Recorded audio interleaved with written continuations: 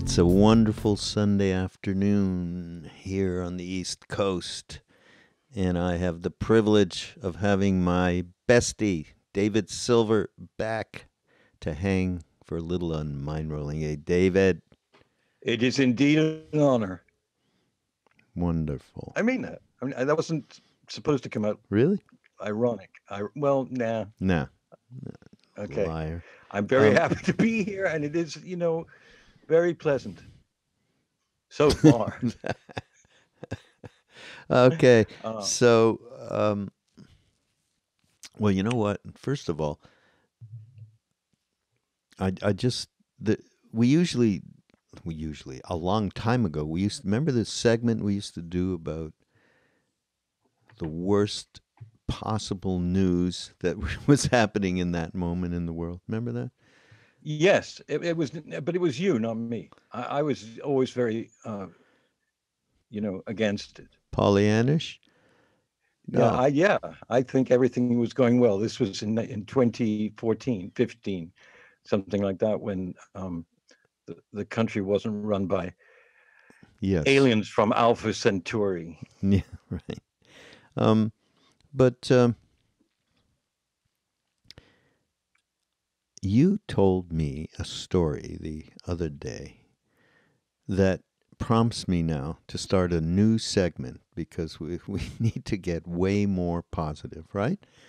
And this is going to be, it's like the end of the national newscast. They'll put the last 12 seconds something good, right? They do that. Yeah. Good news now. Good news from CNN. Yeah, the good news. So we're going to follow that example, and but we're going to start off with good news. Some of the good news, by the way, is this shirt that you're wearing with, is it Chinese or Vietnamese characters? I don't know. Well, I think it's Chinese because I don't really know, honestly. But I bought it in Chinatown, so that should give a hint. Yeah. And I bought it in the year 1898. No, it was a 19 thing. It was a 1988 or something, because and it was, $5. Okay. It's beautiful, actually. I don't know. I love that shirt. Will you give me your shirt? I have to off do that. Your back? It's like one of those things you have to do it if you're asked. Yeah. But I only just found it. I lost it for 28 years.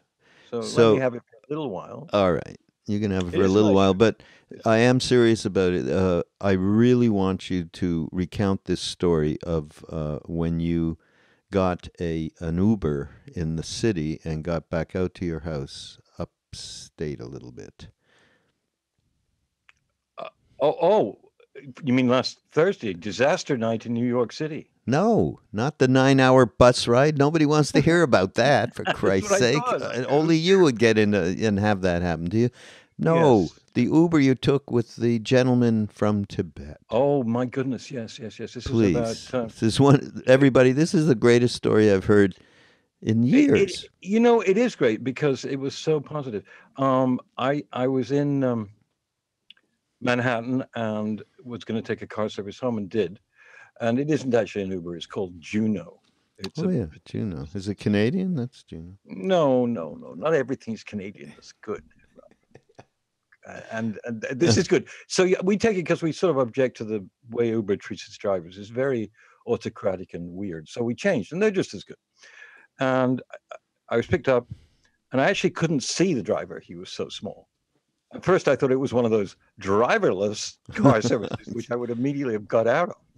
But I couldn't see him. And then he said hello, and I said hello. And then it's about a 40-minute drive sometimes, depending on traffic. And we didn't talk for a while. And it really pleased me that he wasn't talking on the phone, which, I don't want to sound like an old, thing. But I really don't like that. Because it's happened twice now in my experience with car services. They've been talking on the phone and have taken a ridiculously wrong direction, having been spoken to about 11 times not to take it.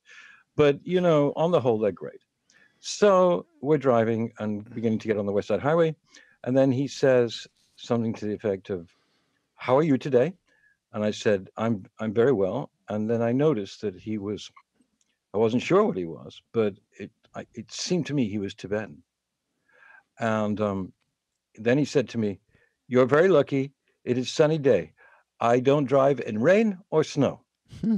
because when I make my transition, I want it to be calm and still." So I thought, well, that's really something. And I said, "So you are Tibetan?" And he said, "Yes, I am. I'm Tibetan. How do you know?" I said, "I just know." And then he smiled broadly, Mhm. and then because something in me wanted to communicate this to him, I said, um, "I know a bit about Tibet," and I think at first he thought I meant sort of geographically or something, or where it was, or its troubles with China, or whatever. But then I said, I love Tibetan teachings, Mm. Nyingma teachings, all kinds of teachings from the great lamas. And his eyes opened up because I don't think anyone had ever said that to him before in New York.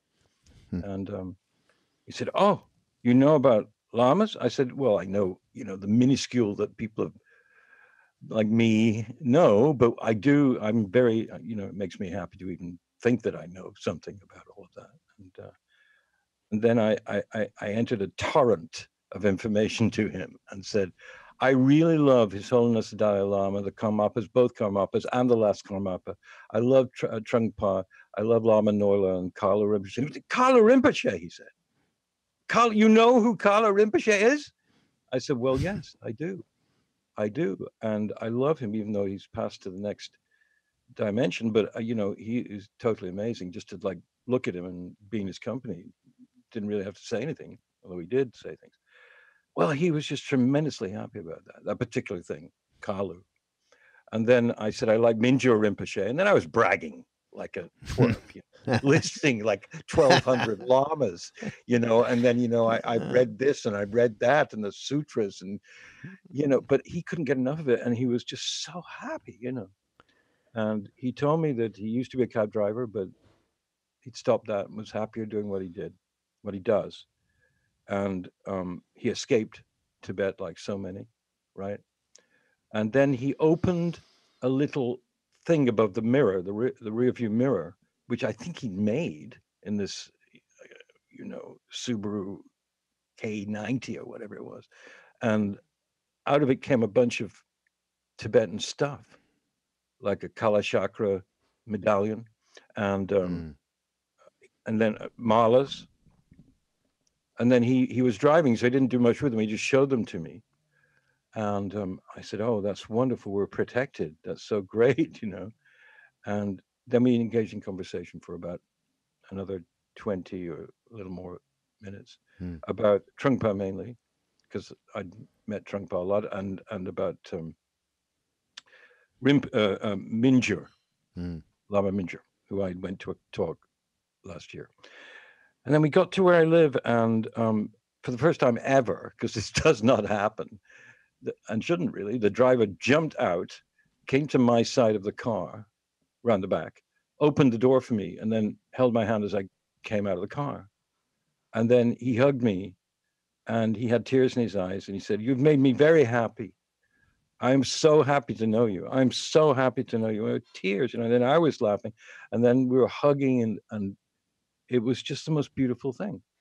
I mean, in the sense that here we are, two blokes, in a car at the West Side Highway, and I could not have spoken to him, or he could not have spoken to me. And that would have been that. But instead of which, he was tremendously happy that a Westerner, which I am, had any inkling of his life, of Mm. his inner life. Because he wasn't interested in talking about anything to do with Tibet or New York or anything like that. He just wanted to talk about the peace and stillness that he finds from the deities that he, Avalokiteshvara, Tara. He talked about that. And when the word Karmapa came out of my mouth, I saw him in the mirror visibly become in another state. I mean, he was driving, so he was concentrating, but he was in another state because of one person in America who showed passion about his teaching or the teaching he'd been involved in since he was a child, really. So that's the story. It's just it was a beautiful feeling. I wanted him to come upstairs and have a cup of tea with me, but he had to get back to his wife and kids, and he just didn't. But I said, you can come up, come up and look at all the stuff I have around my apartment, which will prove that I'm not an abject liar. And that doesn't prove anything. You have a few pictures of the Karmapa, but anyway, it was great. It was just beautiful. But then, the punchline, the very end, what he said to you after he said, "I'm not coming," but didn't he express something about what this meant to him? Well, he said that it meant everything to him. That it was extreme. I don't remember much more than that. He was just hugging me and saying, "God, you've reached my heart, and I this is my life you're talking about. And I never expected to have this conversation with anyone in the back of my car." Yeah. And his humility, he's driving a car to support a little family in Queens, I think in Ozone Park, Queens. And, just so humble and completely, I mean, he was as much of a teaching for those 30 minutes, 40 minutes, Raghu, honestly, as anything. Because he was so joyous with this humble job he had. It's hard driving in New York. Hard.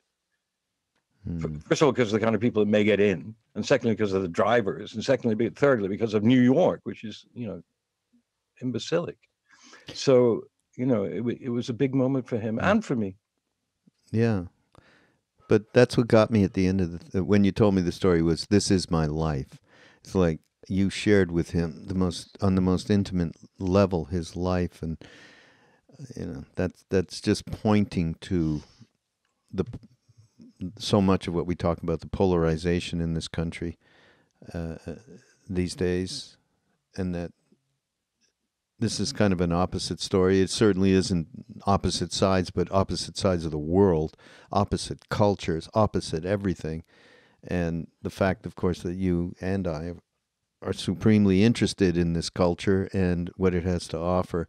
And then you meet somebody who goes back thousands of years in this lineage or whatever. Not thousands. Exactly. What I missed out was the amount of exuding that I did in this journey.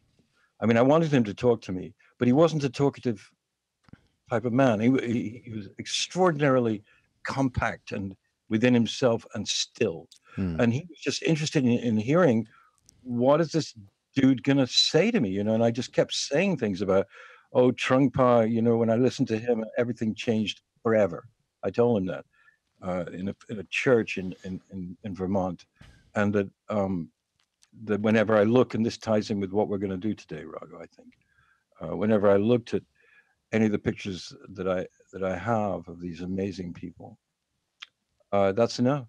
Yeah. It sort of goes inside and it converts into personal consciousness, because it's a gift to you. That's all it's about, is to give to you yourself, your real self, who they represent.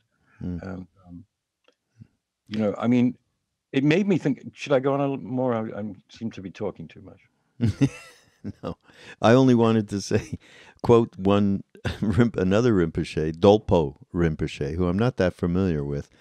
But when I went through that whole song and dance about how we used to report like the worst human being on the earth and their experience, bad news, and now I thought we should be doing good news. And then it was also prompted by what Dolpo Rinpoche said. He said it's easy to feel overwhelmed by all the bad news and horrific pictures in the world. That is a form of empathy that works against us. I saw this thing and I went, wow, right. Yeah. It's just creates this false stuff of, well, if I feel bad, so then I won't feel guilty, that kind of really the off-putting part of empathy for sure. Nothing to do with compassion whatsoever. And yeah, so I had called Dave the other day and I said, let me share this there was a conference or something with Robert Thurman and Sharon Salzberg and I believe Mark Epstein, and But in particular, and wonderful Glenn sent this on to me, uh, having something to do with the constant elucidation of the problem of the movie of me. And so it's this very short thing. He has a lot packed into it. I mean, Sharon has something to say about it too, around dependent origination. And it made me think, okay, that's wild, esoteric term that is very difficult to even tell another person. This is kind of what it's about. You're absolutely pure Buddha mind, and the only reason shit is happening basically is because you're reacting to all the sensory thing that's coming in all the time, and based on habitual patterns and all the stuff that makes us the me we think we are. So very difficult thing, and it's like, what's the use of it, is what I was thinking. If something from these ancient teachings, if we can't find a way to really relate with it from where we are in our little modern age here, where we are, and how it can actually improve a life in terms of being able to just be a better human being, on the most simple uh, concept of what that is. So yeah, dependent origination comes down to is that every bad thing that comes from ignorance, it's that every bad thing that comes from ignorance, not from evil. So the root cause of anything evil is ignorance, which is ignorance, not understanding what things are. Okay? You can also simply translate it as relativity, relationality. Okay? The real emphasis is not on the origination.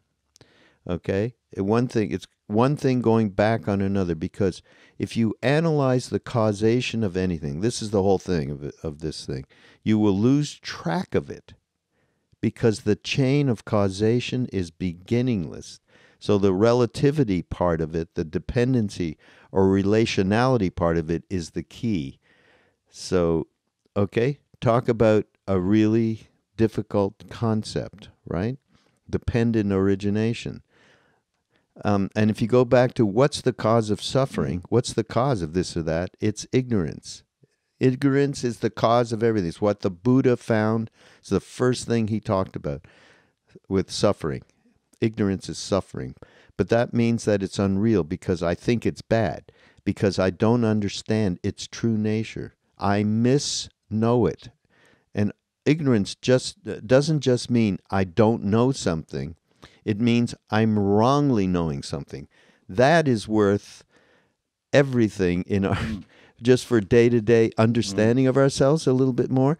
Okay? It's not just am I making something more? But it doesn't just mean I don't know something, ignorance. It means I'm wrongly knowing something, which is built into our story, right? We are wrongly knowing so much shit as part of our day-to-day story. That's the real ignorance. That misknowing, that's the source. And that puts you into a situation of questioning everything, questioning what you think, and that automatically means you practice mindfulness. Okay? So that's the way, the light at the end of the tunnel, right? If my whole situation here is that I have a wrong idea of what's going on here, then I can find the source of my suffering in my wrong understanding. And also, it's very encouraging because it means that if you come to have understanding, wisdom is a knowledge. It's knowing the nature of things. If you come to know that, you will be happy. I mean, But by the time you know that, there's no knower and there's no. I mean, there are so many paradoxes in that train of thought. That, and they, my God, they analyze it forever in every teaching. Is that? But I mean, so ignorance is also. I mean, could you characterize ignorance as being self-cherishing and the Yeah, absolutely. disturbing emotions. In other words, you know, that you are truly the slave of this ego thing, which is supposed to be a bridge between Sat and Ananda and Jit. You know, I mean, the ego is supposed to navigate you as an incarnation to a point where you understand that you are just that, an incarnation, and not separate from all other incarnations and from all other actions. But the ego somehow in the West, but probably globally, became, you know, the slave master, the plantation owner that said, you know, all the inklings and urges towards transcendence and altered states and eventually merging with the Atman, if you like. Uh, those are um, those are what I want you to do, guys, in the fields. You do that. I'm the plantation owner. I'm the ego. Do that. And so we do Yeah. think that that's bad, that's good. This is terrible. I hate this. This is bad happening to me. I wish I were somebody else, etc., etc. You know, it's hard because emotions are they're not. Shall we say they're not real? But you feel them. You identify with In other them words, is you the feel. worst problem in there. It's not. When I broke my wrist, for instance, and I remember the moment of impact when I destroyed all the tendons and bones in my right hand and wrist. The pain was so excruciating that there's nothing on earth that would have, for me, at any rate, could have not been completely involved with it. You know, I mean, it wasn't like I was going, okay, this is just horrible pain, and I'm not feeling it. Yeah, but that And pain, it's that's neither good that's nor a whole bad. other No, thing. I was completely. I will say to you though, when I read this thing from Bob, that ignorance isn't just based on not knowing what the hell's going on. It's when you wrongly know what you think is going on. And I can't tell you, more and more lately, I have looked at myself from the, as much as possible, from the non-judgmental witness, and gone, I have no idea if this is right. Within my whole lexicon of patterns and beliefs and projections, I have no idea. I'm acting on it, but I'm becoming more and more aware of that. And the opposite of that is more of what I have done, and everybody mostly has done in their lives. And one good example of it, we were in India with Maharaji, and we were in Allahabad. And I remember there was quite a few of us at that moment, and we were staying communally. And at the time, Ram Dass had hepatitis. Okay, so it was all about, okay, other people had it or they knew something about it. One by one, a half a dozen people went and said, "This, I know this is absolutely the thing you should do." Okay, including myself. And and I got into it with somebody else saying, "No, your view is completely wrong." I'll never forget this.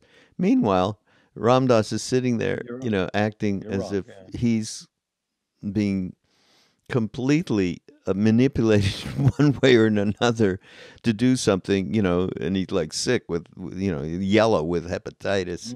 And I mean, that's the most gross Yeah. example of how we absolutely act like, in this case, like we were a doctor, and we absolutely knew what the thing to do was. In the most subtle ways, I find, you know, I look and can see how everything that's come before me in terms of how my life's evolved and the things that I have reacted to, that's this whole dependent origination thing. So everything that has come in and then formed me to kind of be, you know, the automaton mini me, and react in the way that it's been set for me to do. Suddenly there's a little bit of a looseness going, well, maybe I don't have any idea, and these are just built on these projections and these reactions and so on, and habitual patterns. And so, yeah, I have had that experience more lately, and I love the way Bob puts it. It means I'm wrongly knowing something. And he goes on, and so this is the opposite of many of our slogans. Ignorance is bliss. Ignorance is not bliss. I don't. And he gives a cup. Ignorance is suffering. That's the source of it. Knowledge is bliss, and that, there's that reality. Well,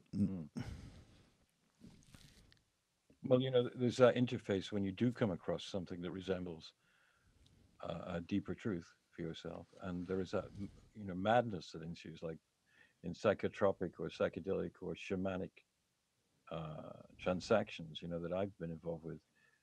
Suddenly you have no ground. It's not like you're falling towards the ground. There is no ground, and you will fall forever. And the reason I say that is because I remember distinctly that thing of suddenly knowing that what I thought I knew just was an idea, And for me, it happened. I remember it very specifically. It happened next to a large aquarium of sort of nice looking fish, sort of exotic fish. I remember looking at them. This is in 1967, and realizing that each one of them was carrying a charge. That each one of them was worth looking at, and kind of realizing, oh God, there's a soul, swimming around there.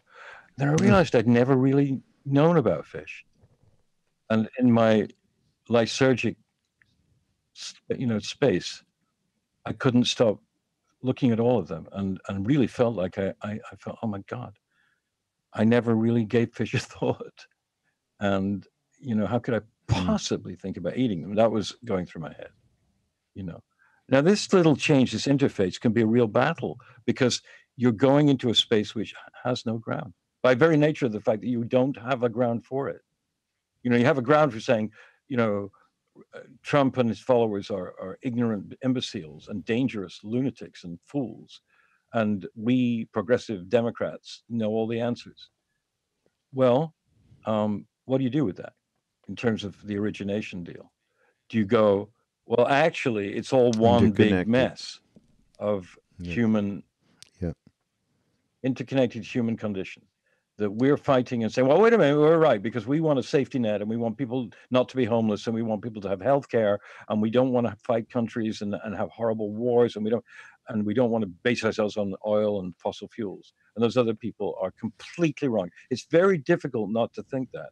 This guy Wheeler, who replaced Pruitt at the EPA, was a coal lobbyist. Can you imagine this?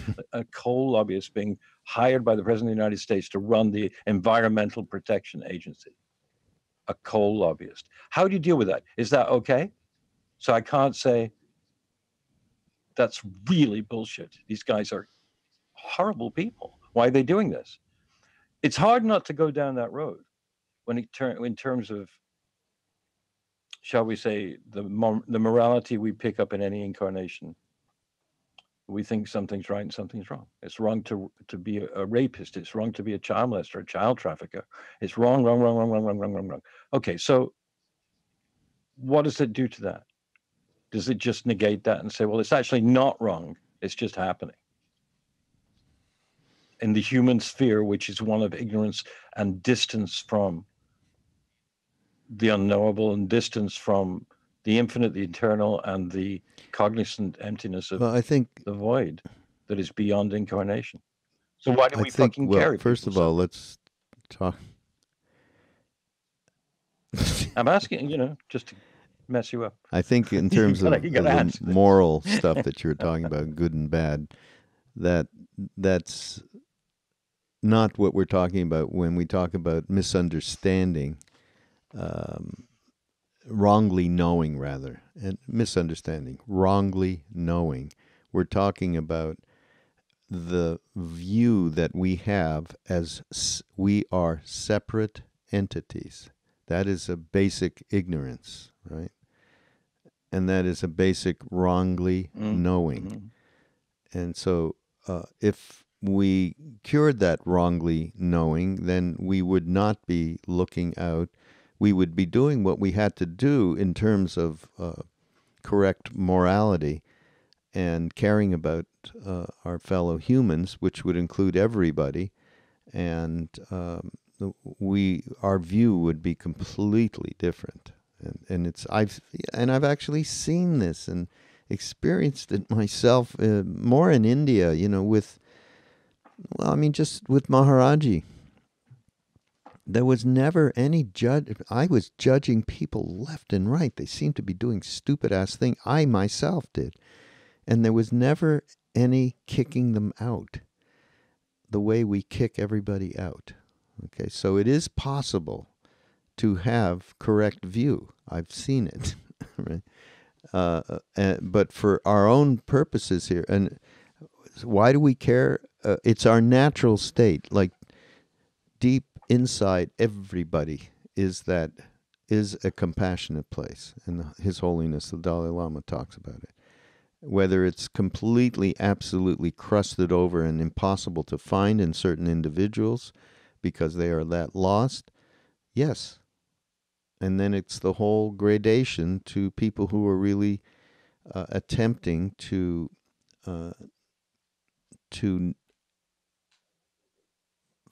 change their view. Yeah. To address their karmic memories and what is, what taints and tinctures and stories and delusions and failures have come through, for you to once again realize are illusory and are passing, impermanent. But in other words, I can see all of this stuff much clearer when I just observe the fact that everything is impermanent, including one's own, body, mind, heart, everything. You die, and that's gone. It's quite Not possible yours, this iMac probably, here will no. last longer than me.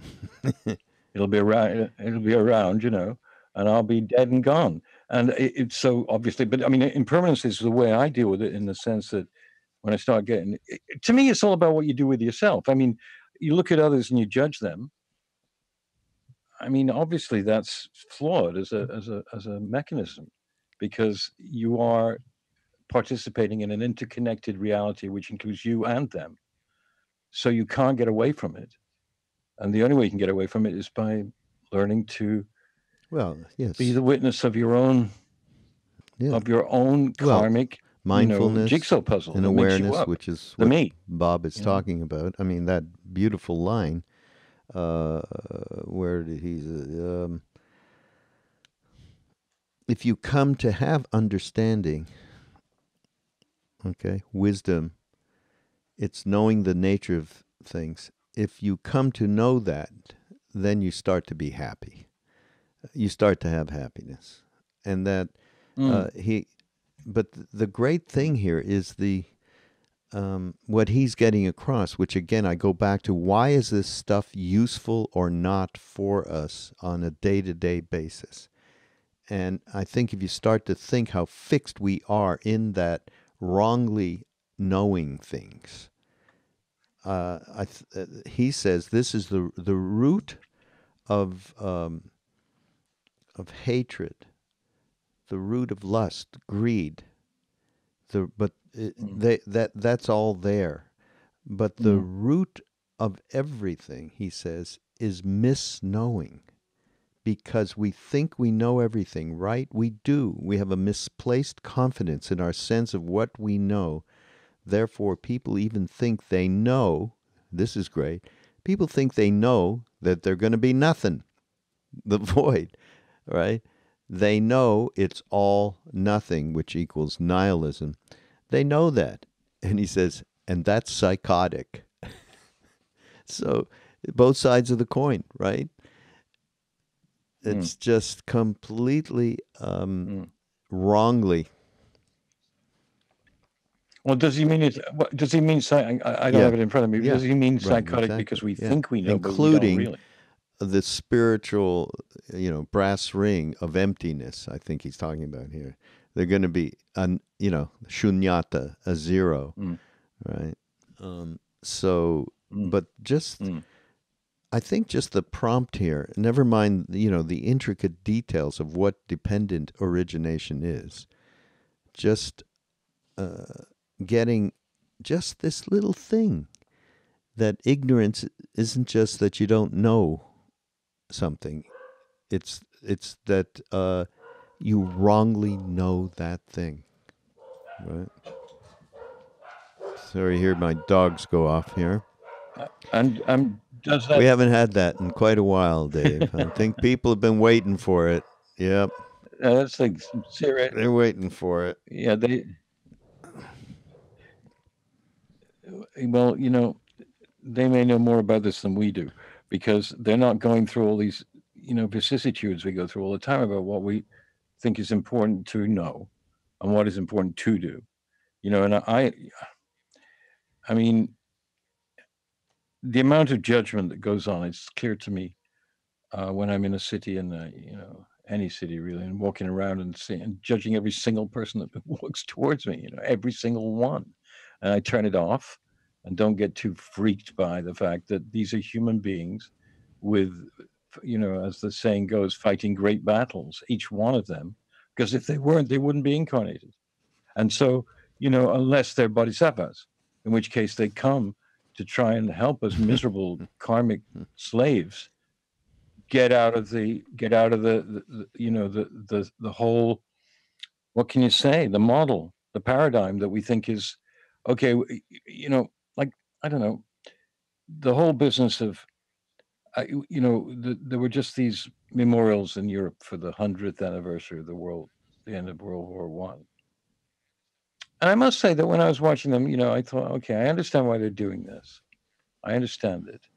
They're recognizing heroism and the defeat of, not that it defeated anything, because it came back tenfold 20 years later with World War II. And I was thinking to myself, I don't buy this. I did go through this very heavily last week. I don't buy any of these tributes, any of these speeches, any of it, because what's the point of just talking about the past as if it means anything?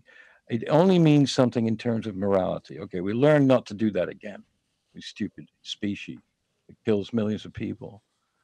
20th century, hundreds of millions of people killed for no good reason, and boom.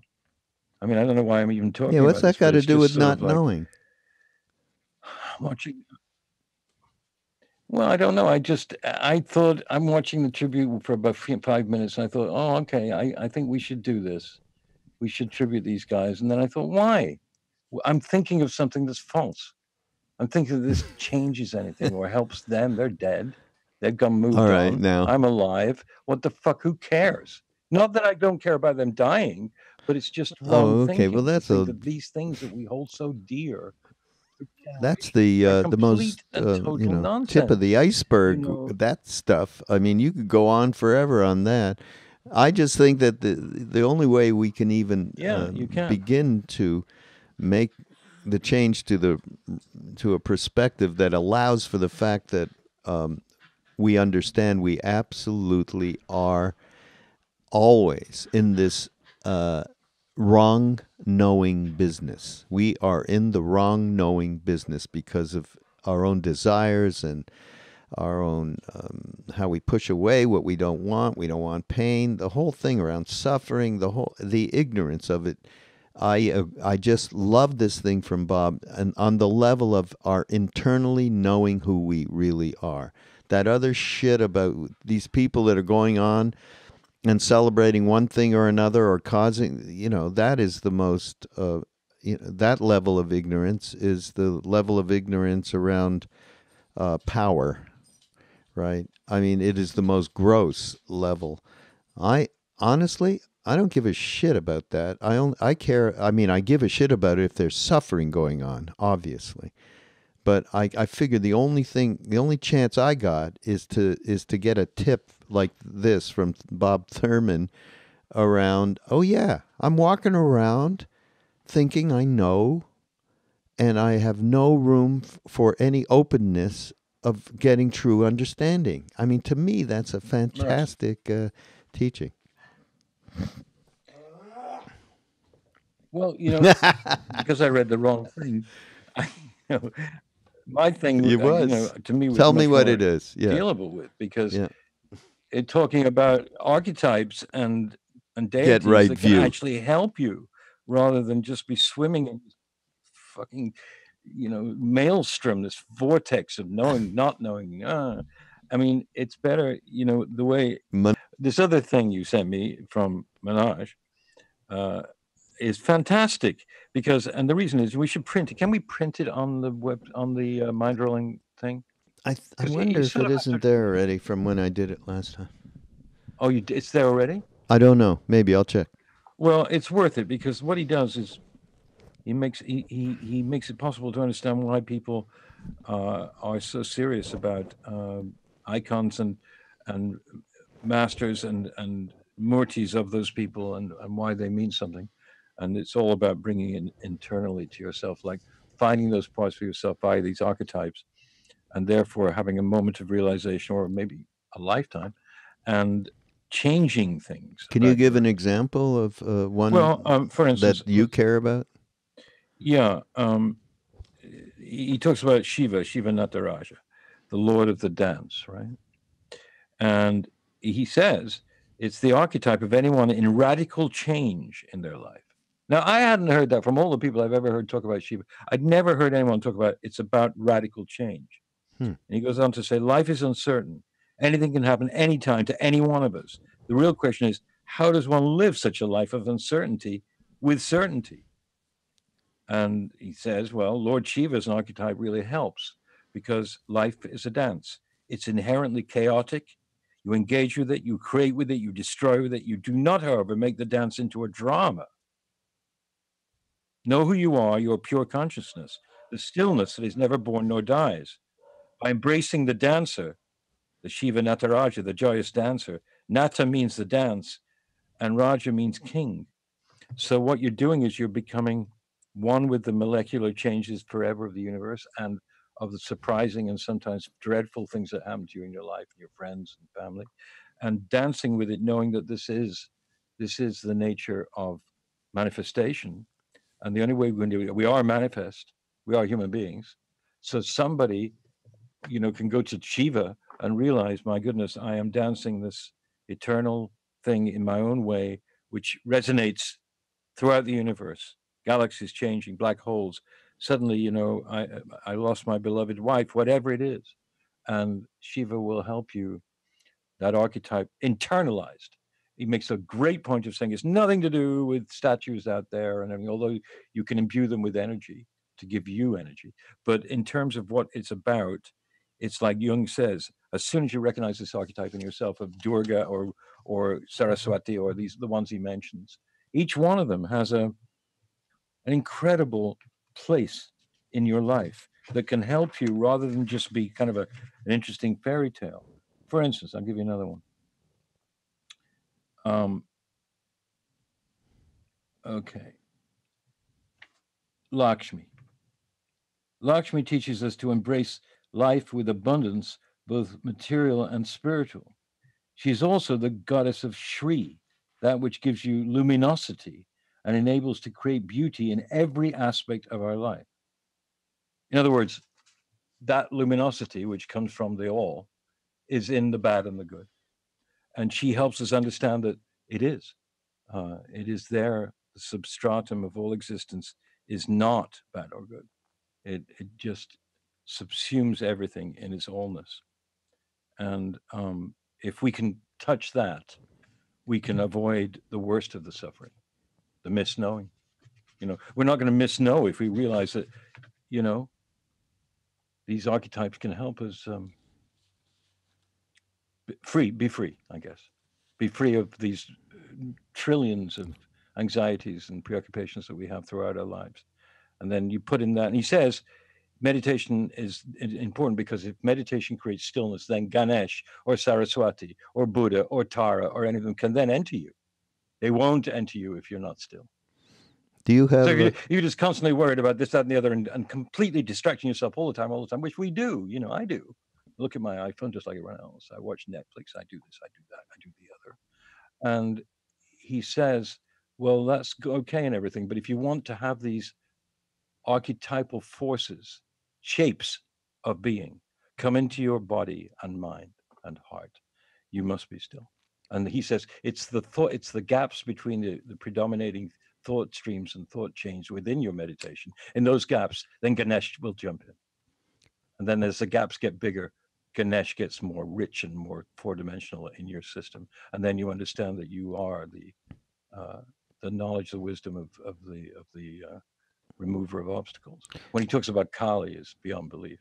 Beyond belief What? how smart he is. What? He's really. Yeah, I no, was he's very bright. very impressed by this. Uh, what? And we, by the way, everybody, we will have Manoj's.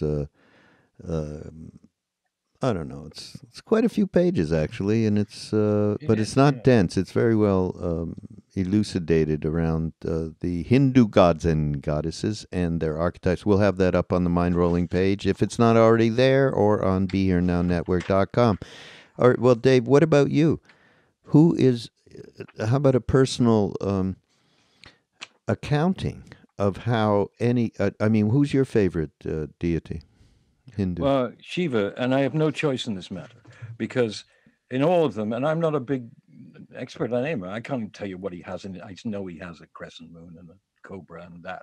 But when this gentleman goes into all these amazing details, and when you look at the tankas, for instance, the holy men and women of the Tibetan era, there's a million things going on in each picture. So you can't, it's not necessarily, that's a different kind of thing. Visualizing on the picture, remembering everything, remembering and remembering. So when you're meditating, you can remember that the left hand on the right holds an axe, the right hand on the, the right upper hand of six hands of who Durga, holds I don't know, a skull. You don't have to know that. All you have to do is make yourself still enough to allow.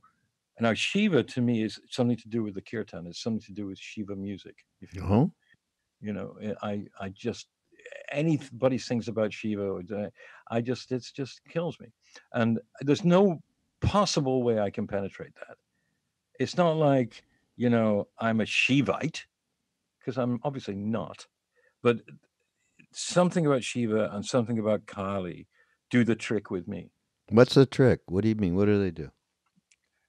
Shiva makes me understand that life's impermanence is in fact a dance, and that you shouldn't be frightened of it, and that death is just a moment. And Kali, who's standing on Shiva at one point, of course, is even higher than that, because she's saying, get rid of these misknowings fast, get rid of them, because if you want to be liberated in some way, you need to stop being trapped by your horrendously powerful desire systems. And they are so powerful that if you don't have a Shiva archetype, or a Kali, or a Krishna Radha, or a Rama Sita, or any of those that comes to you and makes you feel, oh, I get it. They didn't come out of nowhere. I mean, where, Sita and Rama existed at some point. And then they became this thing which now can exist within you, and it has a cauterizing effect. That's the way I look at it. It's cauterizing. Mahakala, for instance, the fierce and terrifying Tibetan deity, is not really terrifying at all. He's just saying, I'm going to get rid of your bullshit, but I'm really going to get rid of it, and it's going to hurt all the way down the line, as if I'm cutting you with an axe, because you're so attached to thinking you're right, and to thinking that everyone else is wrong, or to thinking you know when you don't know, or having an opinion that you stick to through your entire life, and you're so into it. I believe in socialized medicine, and if you don't, you're a selfish pig. And that may be true, by the way, but but even if it is true, there's a way of looking at it. I mean, the great tankas of Milarepa have always infected me, because of his head's on one side, and with all the obstacles that he went through, and all the terrifying sufferings and destructions and disappointments and nightmares that were inflicted upon him by his guru, that face remained still and composed, as if it were saying, this is only the universe. This is just what this is the universe. It's not some alien horror film, some horrible sort of bad design, that God forgot something, which was that things can get horrible. So why do you think we from the West have gravitated, not we, it sounds like a big collective we, but there's Many people on the spiritual path who yes, are the path of self-knowing, who we yes. really are, which is what we're talking about, so we can get along on a day-to-day a little bit better. And I just love this theme of how invested we are with wrongly knowing, and how that ignorance is so extraordinarily ubiquitous in our lives. Why are we gravitating towards Eastern um, symbols and archetypes? Because we automatically can absorb them viscerally, intellectually, and spiritually, rather than being the subject or the audience to a middleman telling you about Jesus or about Abraham or about Muhammad. Nothing wrong with those great yogis. But does it work to have someone telling religion, in other words? We don't like religion. I mean, from the 60s onwards, people were going, I'm not going to church. I can't deal with that. And synagogue and everything. So, And is that right or wrong? I can't say. But I do know this, that I was the same as all of that. It was like, show me something that will change me and show me something that will improve my disposition.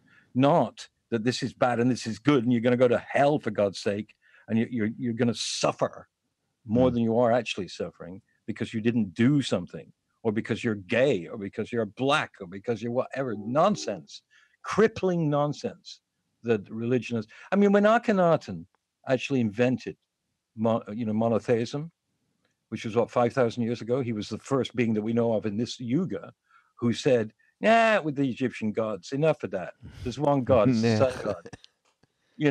And he married Nefertiti, and their son was Tutankhamun. It's quite a family.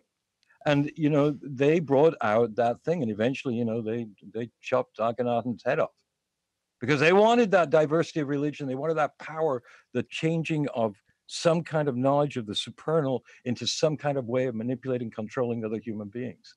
Nonsense.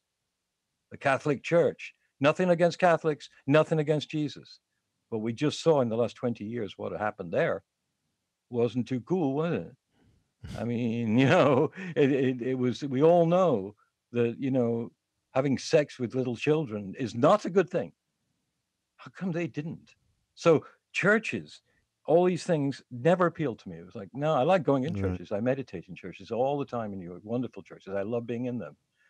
But as soon as a dude comes and starts telling me what to do, it's like I'm 12 years old again. It's like, nah, I know what to do, but if I meditate and I really listen to these archetypes and within myself, I will be guided in a way that is far more, sort of powerful in But a way. we were also negatively indoctrinated in our various Western religious traditions Yeah, in a that's what I way mean. that just caused us so much grief that, in my case, it was, how do I get out of this? And oh, wait, there is something. There is Yeah. something out there that's not my senses or my mind and all that, through, of course, psychedelics. And yeah, I can say for myself, it was much easier to get into the Eastern archetypes because they had no baggage. I had no baggage, rather, with Right. them. The Right. baggage that was created by virtue of whatever I was brought up in, or anybody, Catholic, Jewish, Protestant, whatever it is. There's baggage there. And I guess there's no baggage with this, which makes And, it and, and easier. it But you know what? returned. Then I went to India, and I've told this story a million times. And With Christ came. and the archetype of Christ was returned to us. That was what Yeah. he did first. Isn't that? It's incredible, really, when you think about it. But But I but mean, Jesus never said he wanted a billion churches all over the country, all over the world. Muhammad never said he wanted mosques, even. They didn't. They gave St. Peter the sort of, you know, job of transmitting Jesus's life. But, Jesus, an incredible yogi, is a yogi. He's not the only one. He's not. I mean, that's what really bothers me a lot. That how are you expected to reach uh, altered states that are truly submerged in some kind of realness if you're being told things, little stories about things that, Jesus is better than Muhammad, and Islam is a violent religion, and Buddhism is contemplating the navel, and hmm. Judaism is, I Well, mean, this is all, the grossest part of wrong knowing. I mean, really, Yeah, well, yeah. you know. But Maharaji brought people back to Jesus, and so did Hilda Charlton when I was learning from her. Yeah, She had nothing against Christianity. I don't either, actually. It's just this whole thing of thinking that conventional wisdom, as exemplified in the paradigm of organized religion, is going to get you through. It didn't get me through. right. Didn't work for me. I mean, you can go Just to not India, really. though, and grow up in India and be in the same situation. Absolutely the same situation. So I guess we bring this back to the most intimate, personal Yeah, looking at ourselves. And we have so much to battle through yeah, in terms of these patterns that have been created, but in so many different ways. Not to mention what we haven't even spoken about, which is the karma of previous incarnations, which is even makes dependent origination seem like a cartoon when you start to talk about karma and reincarnation. This, at least, reincarnation, dependent origination, and the idea that we are absolutely just reacting to everything that comes into that quote unquote me, and we build mm, that me up from all of that stuff. It so it is dependent on us interacting, and it's that interaction which is just so important. The understanding of that, and so this we which got to is get Bob available. here. I'm going to get Bob. Uh, We got to I get mean, Bob here. it's available. I mean, as sort of caustic as one can be about organized religion, in a pure state, like I have some friends who are Russian Orthodox Christians, and they are really Christians. I mean, I love the way they act, and I love the way they talk, and it's just fantastic. And they are, Russian Orthodox Christians, and go to Russian Orthodox churches, and and go to those temples in Greece and the Greek version of it and everything.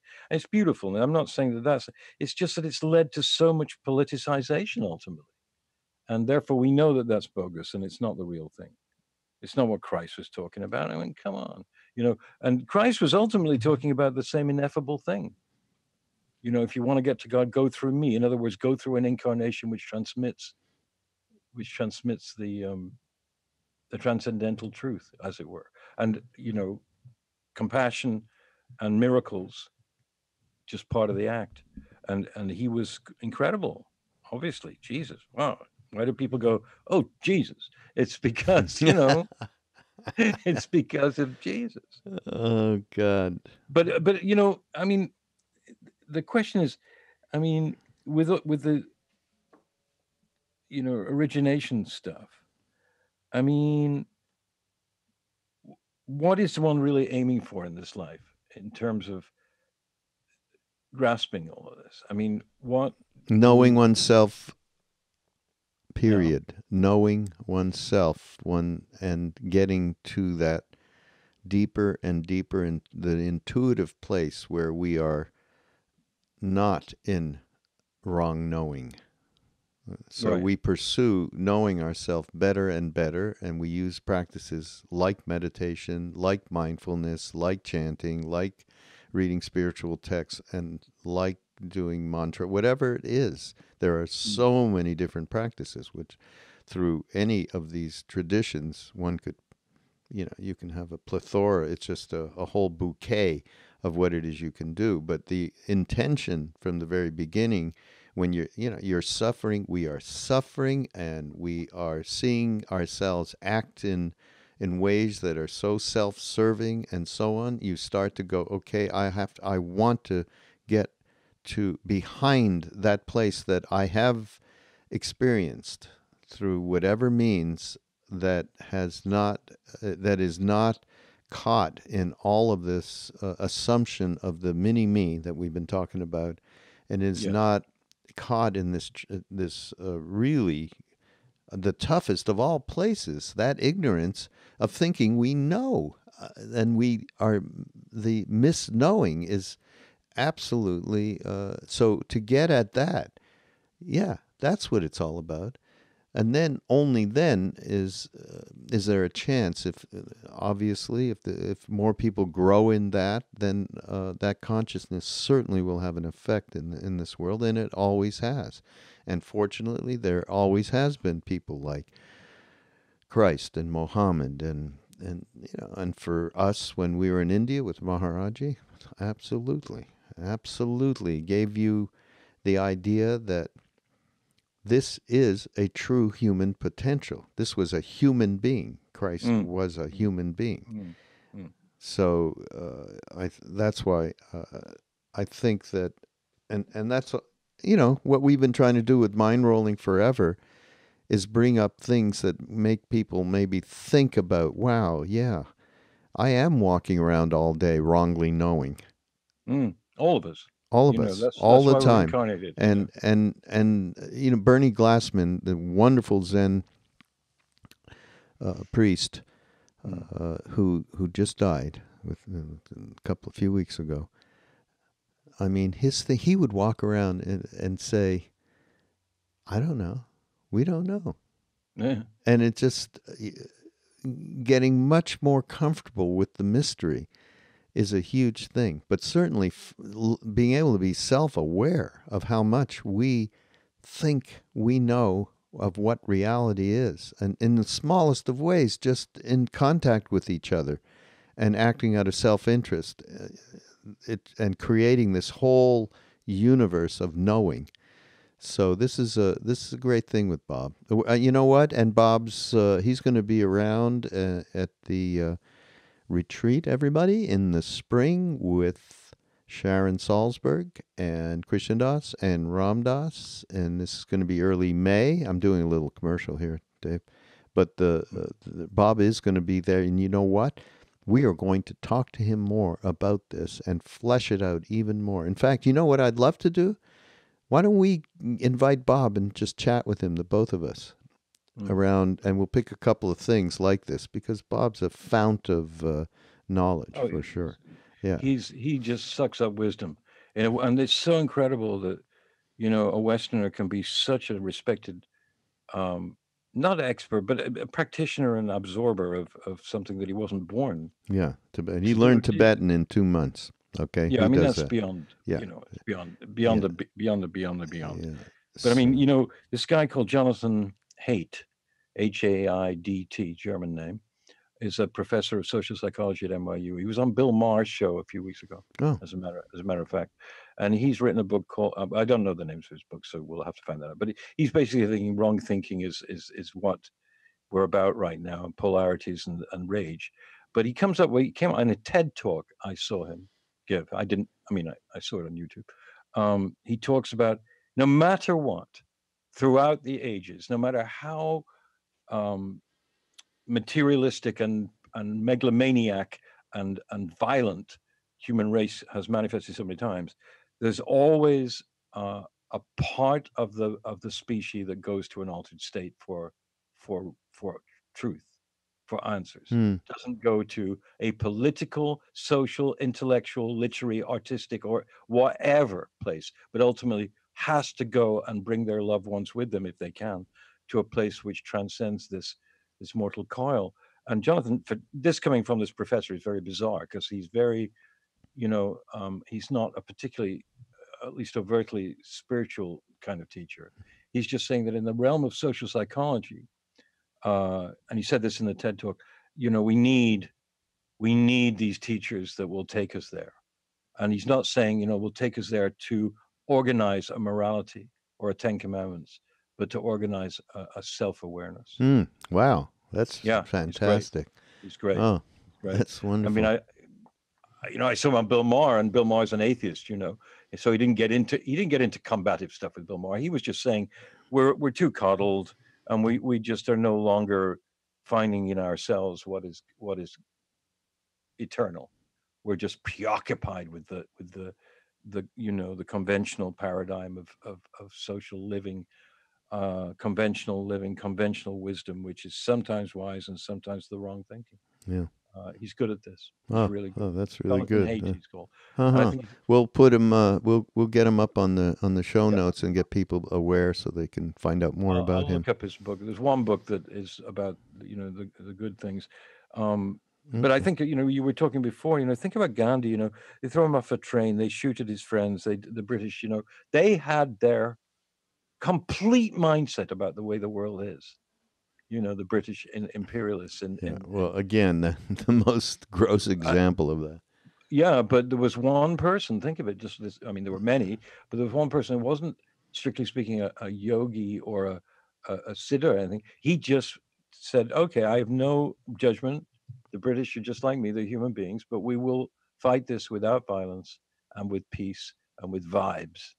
And to the extent that they ever could win, they did. And he was murdered Hmm. by someone who was in the mindset of that this is a dangerous individual and we should really be Muslims and Hindus should be fighting. Forget the English, just Hmm. the Indian Deccan Peninsula religions, as it were, should be fighting. Hmm. And they killed Gandhi because he was saying, no, no, no, no, no, no, no, we don't have to fight anybody. We just have to come to an awareness of oneness, which he had clearly. I'm not saying he was a perfect bodhisattva or anything, but he was something. Think of people still talk about Gandhi now. They never, you know, all the time. Martin Luther King, Gandhi, they're not thought of as being mystical figures. They are what they are, and Hmm. changed the world in a big way. I think, Hmm. right? I'm going to close the podcast today, David, with something that I found, and I cannot find who wrote it. Oh, Yes, it's a bummer, but I love it so much. Being awake is love. That's what it is. It's certainly not hate. It's certainly not fear. But what it is, it's a sense of being not separate from all the suffering and all of the emptiness, all of the compassion, all of the wisdom, all the liberation, and all of the enslavement. To understand we're all that. We're in a threshold experience right now. We're in this kind of situation where we don't have any time to waste. And I like the Zen evening verse that we chant that goes, life and death are of supreme importance. Time passes swiftly, and the opportunity is lost. Let us awaken, awaken. Do not squander your life. Could be Roshi Joan Halifax. mm, Sounds like, eh? mm. And being awake is love. That, and that's, to me, that's what we are all doing as much as we can be aware Mm. to get back to that place, or rather to uncover that place where we do really understand being awake. And then we understand that being awake is that loving, non-judgmental, not for any reason, love for no reason is being awake. So, and that's why I love Bob's thing or anything else, Dave, that can give us some kind of further insight into dealing with that terrible mini me. Yes, yes. I mean, I just wanted to mention this other thing that about Ganesh. The obstacles we face in our lives are not outside you, but inside our mind, as vrittis, thought Hmm. fluctuations. That is the secret how Ganesh removes obstacles by giving you an inner calmness. The elephant head represents Maha, and the human body is Aham, the opposite. Maha, Aham is the same word backwards. Ganesh thus represents the great Maha Vakya, great saying of the Vedas. Tat ivam asi, that thou art. Tatvamasi. Yeah. It literally means you are infinite. And as Hmm. soon as you start even saying the word infinite, right, you can go, oh God, I'm infinite. Oh. So is this such a bad thing that, you know, that I can't get what I want right now? Be it a food, a dinner, a girlfriend, a book, No, and you know, you can't reach that point unless you have these archetypes like Ganesh, deities. You might as well call them deities. They're power. You know, they run the deal, right? What is that hand on your sweater? What is that? That is, put this away here. It's a hamsa, right? I haven't the slightest idea. Let me go. Yes, it's a hamsa. Hamsa is the way it's described. Hamsa. It's the wheel of. It's the hand of holding your heart, and it's the Islamic symbol. It's the Islamic symbol for the, and it's the same. It's like this. You know, that's the hamsa, which is hail, hi. Oh. It's cool. You know, I'm not going to fight with you. I'm not going to. Well, this. Okay, everybody, you can get this. This was given to me as a present by my friend Dakota Wint. And if you go to, he's got all these incredible YouTube videos. He's been with us in India a couple of times. Dakota of Earth. Go to, just go. And somehow you'll find, you can buy this beautiful sweatshirt. Which I had no idea about until Dave just told me. So this is it, though. This is the end. We've gone on. Okay, that was great. A little rambling going on my part, which can you just cut all that out and just have you? No, we're not cutting anything out. We got it's you. Not right. You know, there should be editing of this stuff because I make ridiculous statements and I listen to them later on SoundCloud and I go, I want to die. Talk about it. Let's just say everybody feels better when they understand that we are all walking in murky waters at one time or another. Okay, so it's okay.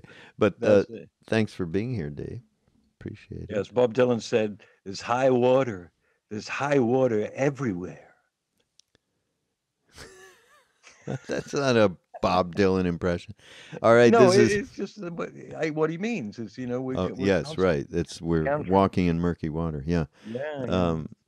This is Mindrolling. What about walking with gilded splinters? Oh, remember that? Yeah. Dr. John. Oh, that's great. Gilded splinters. I love that. Yes. This is Mindrolling on the Be Here Now Network. Go to BeHereNowNetwork.com. Go to the Mindrolling page. There's going to be all sorts of stuff that our wonderful Corey at the Love Serve Remember Foundation will go through and point out and share because we like to do that. Thank you, Corey. Thank you. Yeah. So we'll see you next week. Hi. Goodbye.